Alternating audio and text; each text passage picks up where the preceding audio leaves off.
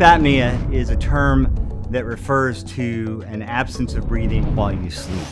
And it refers to a condition that happens when the upper airway fails to maintain itself when we fall asleep. We all relax when we sleep, but in some people, the upper airway relaxes too much, so that when we inhale, the airway collapses and we begin to snore.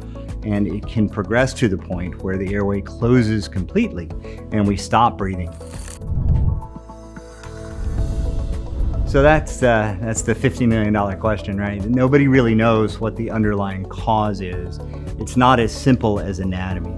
So conditions that can contribute to obstructive sleep apnea, the most common is likely being overweight. Being overweight can exacerbate your sleep apnea or make your sleep apnea more likely to occur, but there's some genetic predisposition to that underlies that weight. So not everyone who's overweight has sleep apnea, and not everyone that has sleep apnea is overweight. So obstructive sleep apnea is very common in the United States. By comparison, it's about the same incidence as diabetes. So you think about how many people you know with diabetes, you probably know that many people with obstructive sleep apnea. Excessive tiredness during the day.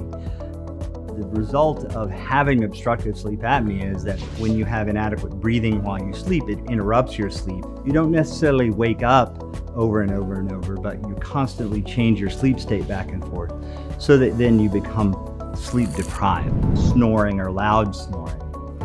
And sometimes a snore is just a snore, but sometimes snoring can be a symptom of something much more serious, which involves airway closure.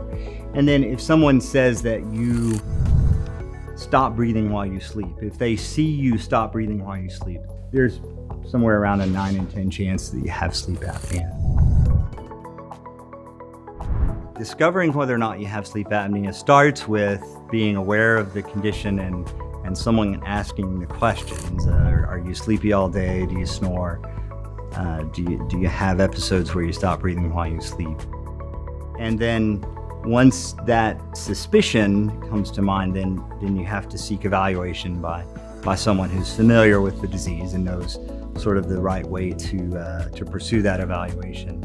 Again, it's much more complex to diagnose than say high blood pressure or diabetes, because there's not a simple measurement that we can take that says, yes, this is sleep apnea.